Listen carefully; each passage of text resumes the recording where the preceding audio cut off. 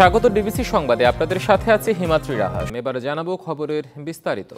দেশের প্রতিটি নাগরিকের নিরাপত্তা নিশ্চিত করাই সরকারের সর্বোচ্চ অগ্রাধিকার বললেন প্রধান উপদেষ্টা ডক্টর মোহাম্মদ ইউনূস। তিনি বলেন, দেশের আইন শৃঙ্খলার ওপরে নির্ভর করছে সরকারের সফলতা ব্যর্থতা। তাই নিজ নিজ জেলায় ডিসিদের এই বিষয়ে গুরুত্ব দিয়ে কাজ করার নির্দেশ দেওয়া হয়। জানান, পাসপোর্টে পুলিশ ভেরিফিকেশন লাগবে না। উদ্বোধন অনুষ্ঠানে উপস্থিত রবিবার সকালে রাজধানীর তেজগাঁওয়ের নিজ কার্যালয়ে 3 দিনের ডিসি সম্মেলনের উদ্বোধন করেন অন্তর্বর্তী সরকারের প্রধান উপদেষ্টা ডক্টর মোহাম্মদ ইউনূস। জেলা প্রশাসকদের উদ্দেশ্যে প্রধান উপদেষ্টা বলেন, কে কোন ধর্মের তা বিবেচ্য নয়। দেশের প্রতিটি নাগরিকের নিরাপত্তা নিশ্চিতের দায়িত্ব সরকারের।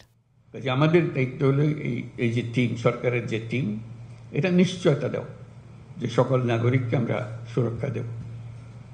কে কোন ধর্মে বিশ্বাস করে সেটা আমাদের বিবেচ্য নয়। সে দেশের নাগরিক, সেই হিসাবে তাকে আমরা রক্ষা করব এবং আমি এই সরকার তারও সরকার। উল্লেখ করেন, জন্ম নিবন্ধন প্রতিটি নাগরিকের অধিকার, তাই টাকার বিনিময়ে নয়, যে কোনো বয়সে বিনা অর্থে জন্মসনদ প্রাপ্তি নিশ্চিত করতে হবে। জন্মসনদ তার প্রাপ্য যে কোনো সময় যে বয়সে চায় তাকে দেবার ব্যবস্থা করতে হবে। কি করতে হবে? ওই যে বললাম, সৃজনশীল হতে হবে। এটা থেকে আমরা নিয়ম বের করতে হবে, কারণ ওইটার উপরে সমস্ত কিছু নির্ভর। সেই জন্মসূত্রে আমি বাংলাদেশি, এটার একটা প্রমাণ। কারো রক্তচক্ষুকে ভয় পেয়ে নয়, দেশের উন্নয়ন ও অগ্রগতিতে ব্রতী হওয়ার নির্দেশনা দেন ডক্টর ইউনূস। বলেন, অন্তর্বর্তী সরকারের 6 মাসে অনেক ভুলভ্রান্তি হয়েছে, তবে তা শুধরে নিয়ে এখন মূল খেলা শুরু হয়েছে। কারো রক্তচক্ষুর কারণে, কারো ধমকের কারণে কোনো কাজ করার প্রয়োজন নাই। অন্তত এই সময়টুকুতে আমি নিজের মতো করে যেটা আইন, যেটা করার দরকার, দেশের জন্য যেটা করার দরকার, সেটা আমি করব। সেই কাজে আমি ব্যস্ত থাকবো যাতে আমি করতে পারি। সবাই মিলেই সরকার স্মরণ করিয়ে দিয়ে প্রধান উপদেষ্টা বলেন, ছোট কোনো ইস্যু যেন বড় ঘটনায় রূপ না নেয়, সেদিকে লক্ষ্য রাখতে হবে। আমাদের হাতে অনেকগুলো কাজ এবং খুব সহজ কাজ, কঠিন কাজ না। Afrin Anwar, DBC news, Dhaka. সরকারের পক্ষ থেকে যেহেতু কোনো প্রভাব থাকবে না, সেহেতু নির্বাচন কমিশন সুষ্ঠু নির্বাচন করতে পারবে বলে প্রত্যাশার কথা জানিয়েছেন নির্বাচন কমিশনার আনোয়ারুল ইসলাম। তিনি বলেছেন, কমিশন বিশ্বাস করে কোনো খারাপ উদাহরণ সৃষ্টি হবে না। আওয়ামী লীগের নিবন্ধন বাতিল নিয়ে বলার সময় এখনও আসেনি উল্লেখ করে তিনি বলেছেন, সময়ে বলে দেবে নির্বাচন কমিশন তাদের বিষয়ে কি করবে। দুপুরে ইসি সচিবালয়ে নিজ কক্ষে সাংবাদিকদের সাথে আলাপকালে কথা বলেন নির্বাচন কমিশনার। তিনি বলেন, জাতীয় সংসদ নির্বাচনে মাঠ প্রশাসন কোনো পক্ষপাতমূলক আচরণ করতে পারবে না। জেলা প্রশাসকদের সম্মেলনে এমন বার্তা দেবে নির্বাচন কমিশন। জাতীয় সংসদের সীমানা নির্ধারণের আইনি সংশোধনের উদ্যোগ নেওয়া হচ্ছে বলেও জানান তিনি।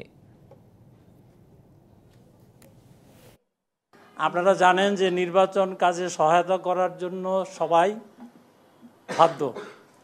সেই হিসাবে যখন শিডিউল ডিক্লেয়ার হবে, নির্বাচন কমিশন যখন প্রয়োজন মনে করবে, যেখানে যেই নিরপেক্ষ জেলা প্রশাসককে পদায়ন প্রয়োজন, সেই বিষয়ে নির্বাচন কমিশন কঠোরভাবে সেই সিদ্ধান্তে অটল থাকবে।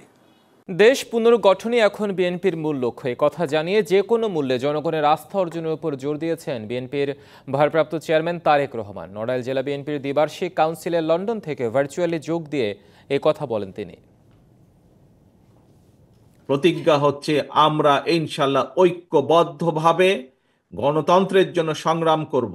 আমরা উপস্থিত এখানে প্রতিটা মানুষ ঐক্যবদ্ধভাবে দেশকে পুনর্গঠন করব। আমাদের সামনে এখন লক্ষ্য একটি, উদ্দেশ্য একটি, বাংলাদেশকে পুনর্গঠন করা, বাংলাদেশের মানুষের ভাগ্যের পরিবর্তন করা। এটিই হবে আমাদের আজকের এই কাউন্সিলের লক্ষ্য, এই কাউন্সিলের উদ্দেশ্য। মুসলিম উম্মার শান্তি, সমৃদ্ধি আর কল্যাণ কামনায় আখেরি মোনাজাত দিয়ে শেষ হলো সাতপন্থীদের বিশ্ব ইজতেমা। ইজতেমা ময়দানে চোখের পানিতে বুক ভাসিয়ে মহান স্রষ্টার দিদার কামনা করলেন লাখো মুসল্লি। টঙ্গীর তুরাগ তীরে মৌলানা সাদের অনুসারীদের বিশ্ব ইজতেমার আখিরি মোনাজাতে মুসলিম উম্মার শান্তি, কল্যাণ আর সমৃদ্ধি কামনা করলেন লাখো মুসল্লি। অশ্রু সজল নয়নে মহান স্রষ্টার কাছে প্রার্থনা করা হলো অন্যায়, অসৎ কাজ থেকে দূরে থাকার। এই ধাপে আখিরি মোনাজাত পরিচালনা করেন মাওলানা সাদের বড় ছেলে মাওলানা ইউসুফ বিন সাদ। মূল ময়দানে পৌঁছাতে না পেরে নিজ অবস্থান থেকেই অনেকে আখিরি মুনাজাতে অংশ নেন। এই ধাপে 50টিরও বেশি দেশের প্রায় 1700 মেহমান উপস্থিত ছিলেন। 3 দিনের ইজতেমা ও আখিরি মোনাজাত ঘিরে আইন শৃঙ্খলা ব্যবস্থায় বিশেষ জোর দেয়া হয়। মুস্তফা মাহবুব, ডিবিসি নিউজ, টঙ্গী, গাজীপুর। 781 কোটি টাকা অবৈধ সম্পদ পাওয়ায় নাসা গ্রুপের চেয়ারম্যান নজরুল ইসলাম মজুমদারের বিরুদ্ধে মামলা করেছে দুর্নীতি দমন কমিশন দুদক।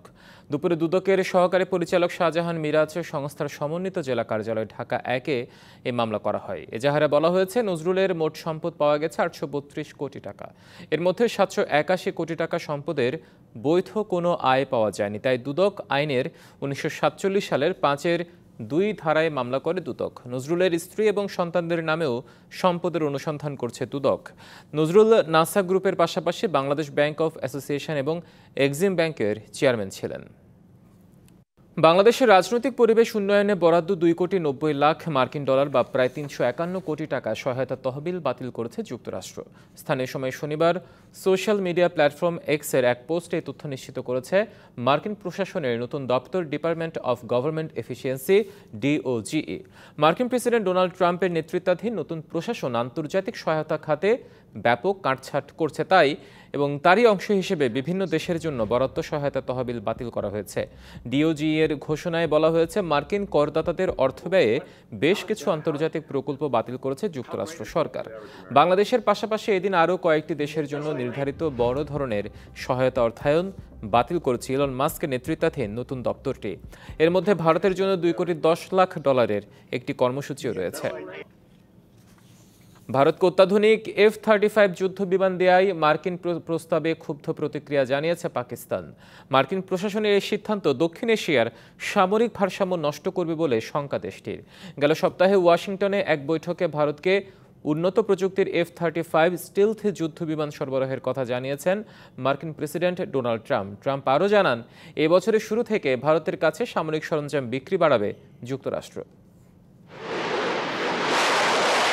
বিশ্বের এক অত্যাধুনিক যুদ্ধবিমান F-35, এটি পরিচিত পঞ্চম প্রজন্মের বিমান হিসেবে।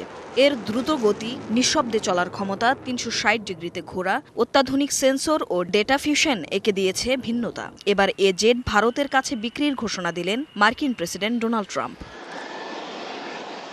গেল বৃহস্পতিবার হোয়াইট হাউসে ভারতের প্রধানমন্ত্রী নরেন্দ্র মোদীর সঙ্গে বৈঠকের পর এক যৌথ সংবাদ সম্মেলনে এ পরিকল্পনার কথা জানান ট্রাম্প। চলতি বছরের শুরু থেকেই আমরা ভারতের কাছে $1 বিলিয়ন সামরিক বিক্রি বাড়াবো। এছাড়াও ভারতকে F-35 যুদ্ধ বিমানটি সরবরাহ করার পথও প্রশস্ত করছি আমরা। আর ট্রাম্পের এ পদক্ষেপ দুই দেশের মধ্যে সামরিক সম্পর্ককে আরও জোরদার করবে বলে এক প্রতিবেদনে জানিয়েছে ভারতীয় সংবাদ মাধ্যম টাইমস অব ইন্ডিয়া। এদিকে ভারতকে F-35 যুদ্ধবিমান দেওয়ার এ প্রস্তাবে ক্ষুব্ধ প্রতিক্রিয়া ব্যক্ত করেছে পাকিস্তান। এ যুদ্ধবিমান সরবরাহ হলে তা দক্ষিণ এশিয়ায় সামরিক ভারসাম্যহীনতা আরও বাড়াবে বলে জানিয়েছে পাকিস্তানের পররাষ্ট্র মন্ত্রণালয়ের মুখপাত্র শাফকাত আলী খান। ট্রাম্পের এ ঘোষণা দক্ষিণ এশিয়ায় দীর্ঘমেয়াদে শান্তি ফেরানোর প্রচেষ্টায় তা বাধা হয়ে দাঁড়াবে বলে মন্তব্য তার। Tumpa Tarafdar, DBC news desk. সংবাদে এই ছিল এখনকার মতো। ডিবিসি নিউজের সংবাদগুলো পড়তে ভিজিট করুন dbcnews.tv, ভিজিট করুন ডিবিসি নিউজের ফেসবুক পেজ এবং ইউটিউব চ্যানেল। সঙ্গে থাকুন।